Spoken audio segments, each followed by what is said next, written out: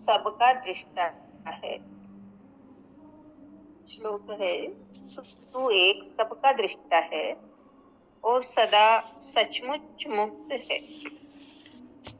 तेरा बंधन तो यही है कि तू अपने को छोड़कर दूसरे को दृष्टा देखता है। इसमें आज बता रहे हैं,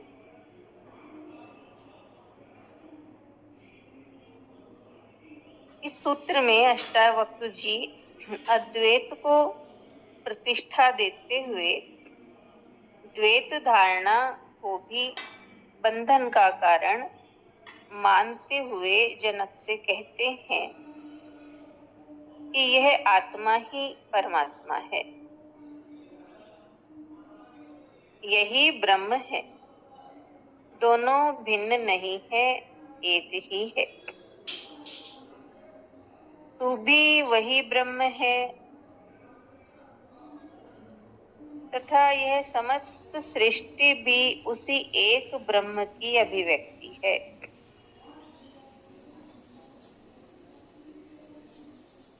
वही परमात्मा है, सबका दृष्टा है।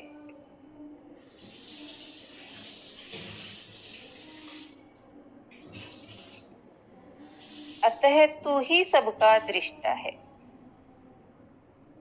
परमात्मा मुक्त है, अतः तू भी सचमुच मुक्त ही है।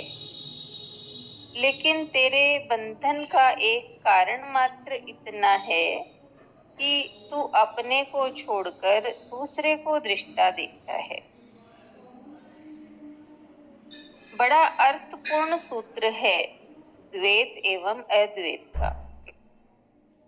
अष्टावक्र कहते हैं, तू सबका एक दृष्टा है, दूसरा कोई दृष्टा नहीं है।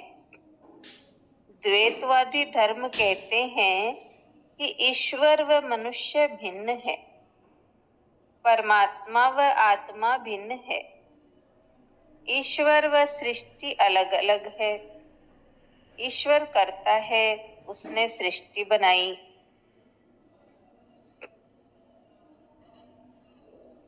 वह आसमान में स्वर्ग में कहीं बैठा है, वहीं से समस्त सृष्टि का संचालन कर रहा है। सब उसकी मर्जी से उसके आदेशानुसार हो रहा है। वह दया करता है, पुरस्कार देता है, दंड देता है, न्याय करता है। उसका पूरा शासन है, पूरी शासन व्यवस्था है। उसने सृष्टि बनाई, स्वर्ग नरक बनाए, पशु पक्षी जीव जंतु मनुष्य आदि बनाए। यह आत्मा ईश्वर नहीं है, उसकी संतान है। ईश्वर और आत्मा का पिता पुत्र का संबंध है, मालिक गुलाम का संबंध है। ईश्वर मुक्त है, आत्मा गुलाम है। वह बंधन में है, गुलाम कभी मालिक नहीं हो सकता।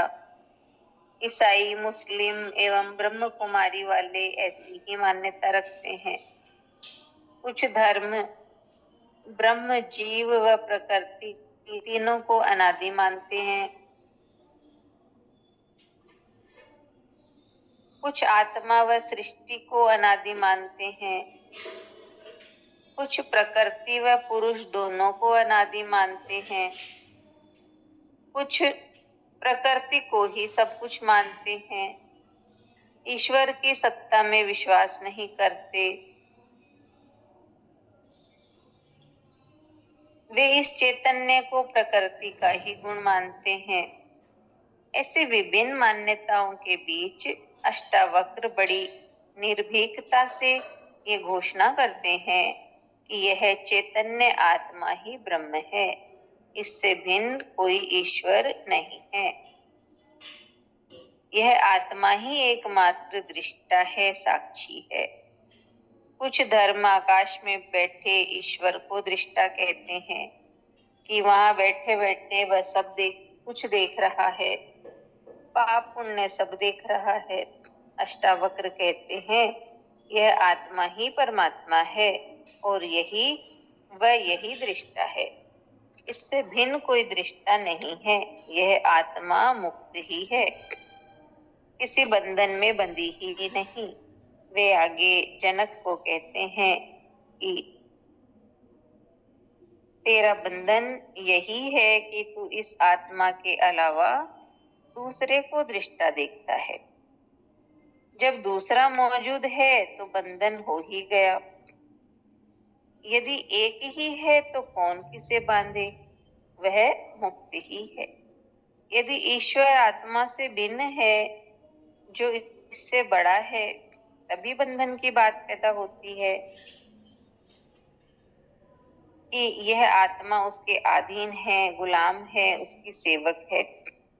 जब दूसरा है ही नहीं तो बंधन किसका, वो मुक्त ही है। अतः आत्मा से भिन्न ईश्वर की सत्ता को मानना भी बंधन है। ऐसी आत्मा कभी मुक्त हो ही नहीं सकती। इसलिए ईश्वर की सत्ता को आत्मा से भिन्न मानने वाले धर्मों में मुक्ति की धारणा नहीं पाई जाती।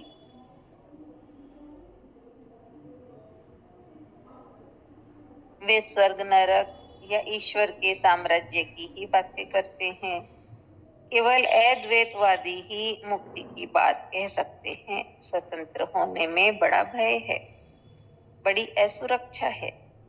मनुष्य स्वभाव से ही गुलामी खोजता है, इसलिए उसने ईश्वर को अपना स्वामी एवं स्वयं को गुलाम मान लिया है।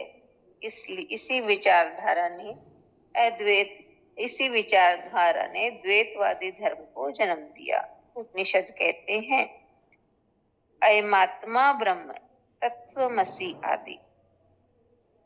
यह अद्वैत की धारणा है।